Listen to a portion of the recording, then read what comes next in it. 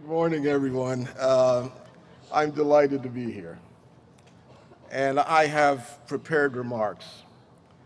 And I do prepared remarks because my remarks in public tend to be recorded, and it keeps me safe. So no one can say that I said something that I didn't say, so I can read the script, and I feel a level of safety and security there.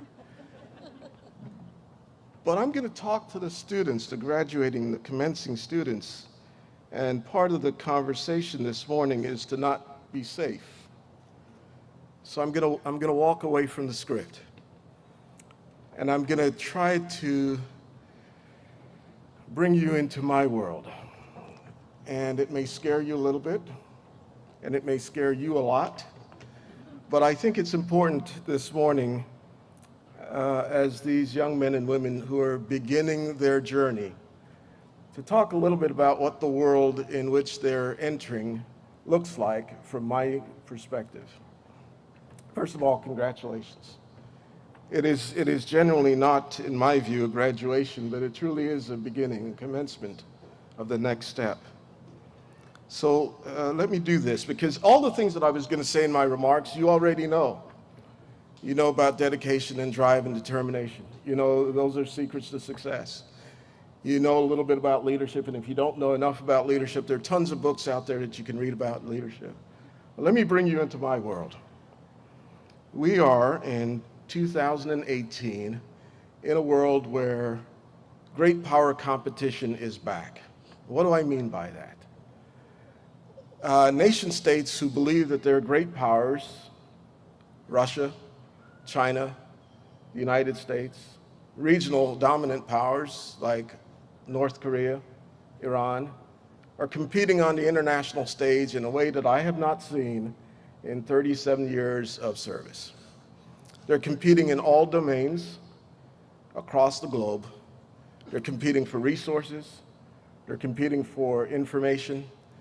They're competing for values and ideals, some of which are not consistent with our values and our ideals. They see the world and the future of the world very differently than the way that we see the world. They challenge all of the wonderful institutions that we've created since the end of the Second World War. All our regional alliances, all the bodies that govern the way we behave on the international stage. And I have never seen in 37 years a more competitive, congested, destabilizing world as I see today. And that's the truth. And that's the world in which you're entering. And Tom, yeah, I know. This is what we bequeath to you. A world that is unstable, a world that is chaotic, a world in which fault lines have been reopened, a world in which American leadership is challenged around the globe. And inside our own country, our institutions are under attack from all parties. We no longer trust our leadership. We no longer trust the institutions that have led us to being a great, dominant world power. And we are wondering about where we fit in the world. How does America lead in this world? So for the last 10 or so years, we've watched Russia resurge, building a tremendous military capability. We've watched China emerge in the Pacific, building an incredible economy and an incredible military capability. We've watched Iran conduct a number of operations, and I love looking out and seeing that I'm being recorded because someone is going to post this on YouTube, but that's okay. We've watched North Korea build a nuclear arsenal to threaten our partners, our allies, and even our country. And we watched America retrench inside of our borders, protected by oceans to the east and the west, friendly nations to the north and the south. and we watched the challenges internal to us, the great division within our own country. And this is what we, who were given the great opportunities to lead and change the world, we bequeath to you. And it is not a pleasant thing to bequeath to you. But here's the hope. Here's the hope, and here's where we point to you, because we need you. The hope is that this is still the greatest country on the face of the earth.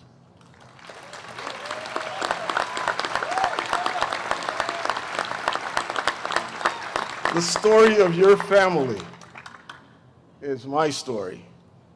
I came here at age 13 from Jamaica. No title, no riches. I don't know that we had a suitcase when we landed. There is no country on the face of the earth where my success was possible but in the United States of America. No country.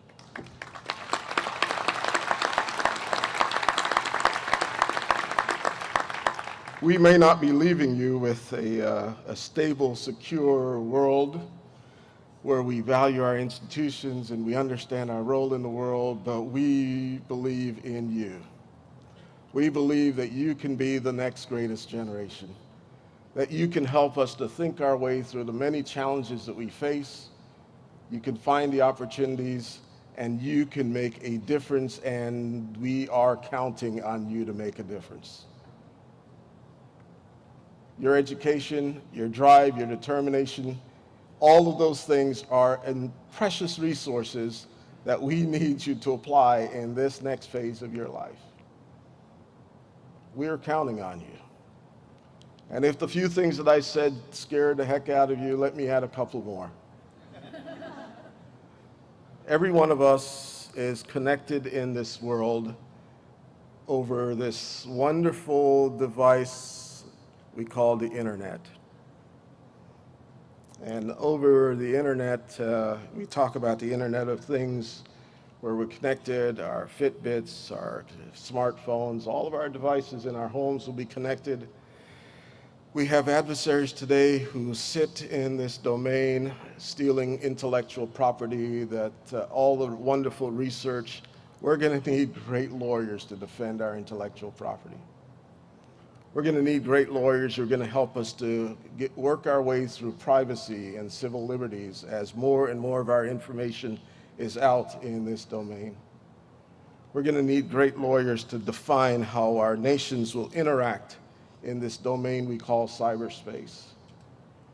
Policy changes, diplomacy changes, economic opportunities changes, and we're going to need new ideas, new thinking, new passion to drive this future. And we are counting on you.